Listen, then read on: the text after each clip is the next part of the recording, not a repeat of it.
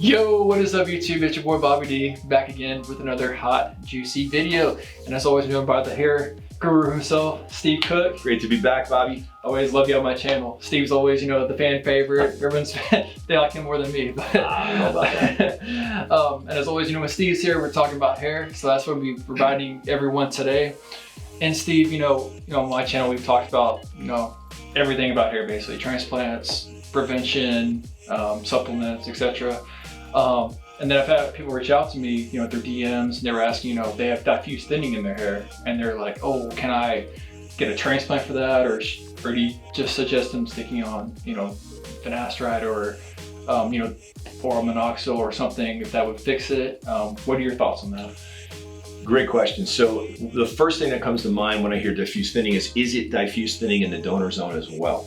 Okay, so that's the number one thing. So let's just talk about both examples because there's two separate. One is you have diffuse thinning everywhere. You don't really have any receding hairline. You don't really have any balding or bald spot in the crown, but you do have diffuse thinning everywhere, including the donor zone. Those are the really, really challenging patients. So what we need to do, and this applies to the other diffuse thinning as well, which is the same thing, just no thinning in the donor zone, at least not yet. So we want to be very careful. If you're under 25 years old, not even a chance of a hair transplant, and we're talking from an ethics standpoint. We want to make sure we take good care of you.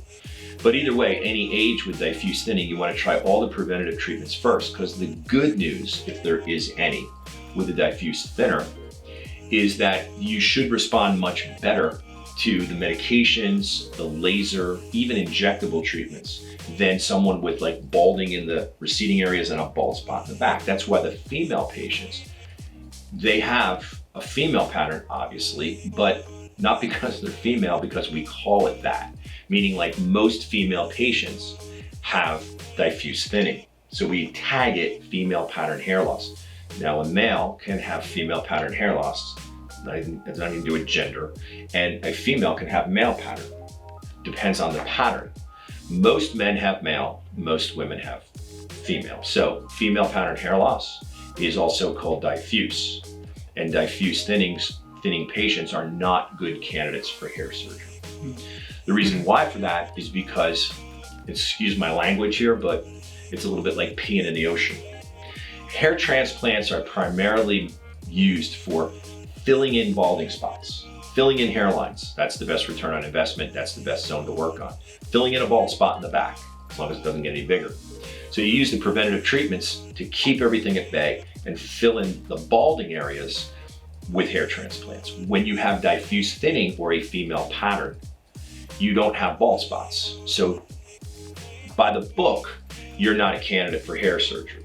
Now, that doesn't mean we're not gonna help you, because if you're like me, when I was losing my hair, ready to jump off the George Washington Bridge, we need to do something. So that's where this becomes complicated, and that's where this becomes a lot of hand-holding, which I'm more than happy to do. So the first thing we want to do with a diffuse thinner male patient that does not have any thinning in the donor zone and is old enough, let's say 30 years old, to consider doing this, we got to get them on the combination medication for 1 full year with really good time-stamped comparable photos. Once we see that, we're hoping for some improvement. And we want to make sure we get real good photos of the donor zone so that is not going south as well. So that then that patient, if they might want to do a hairline surgery to strengthen their thinning in the hairline, then that's a possibility.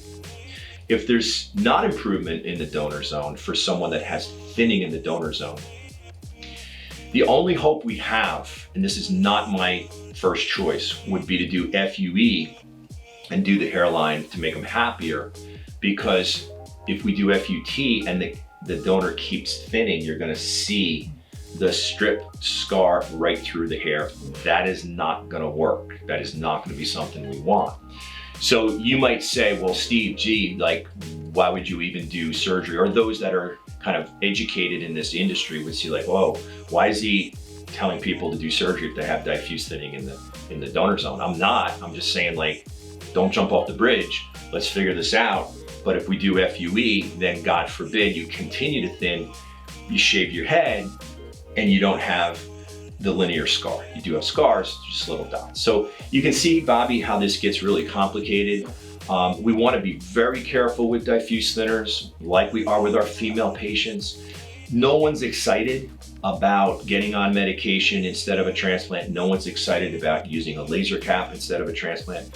I literally spoke to a patient yesterday in the Houston area that had jet black hair, super good looking dude, about your age. And he didn't really have thinning, but compared to what hair he had some thinning. He had this like massive head of hair, and he says it's getting thinner and he wants a transplant, and he's done all his research and he's ready for his transplant. When I told him he's got to get on the medication and it'll probably do the job, he was like, really? Like, he was ready to go. And he has a diffuse thinning, although to me, he's got hair like Elvis Presley, you know what I mean? Very good. So you want to kind of, you know, if you're asking me my opinion on what should be done, you want to try sometimes to save people from themselves, right? That's why we put this channel out here, or you put this channel out, and I'm happy to be here and always supporting you, is that this is just objective information. This is not a sales presentation. Not everybody is a candidate for hair surgery, and that may be a good thing. If I could give you a pill, you grow all your hair back, wow, there you go. Imagine I could get that with just a pill. Like, Steve, why didn't you tell me? So anyway, I hope that helps answer the question. For sure, yeah. Because, like I said, I'm not that familiar with diffuse thinning, because I mean, I don't have it, so kind of new to me, but it's great information as always, so appreciate it, Steve. That's why Steve's here, guys. He's the GOAT. And as always, be sure to like and subscribe to my channel, and I'll see y'all next time.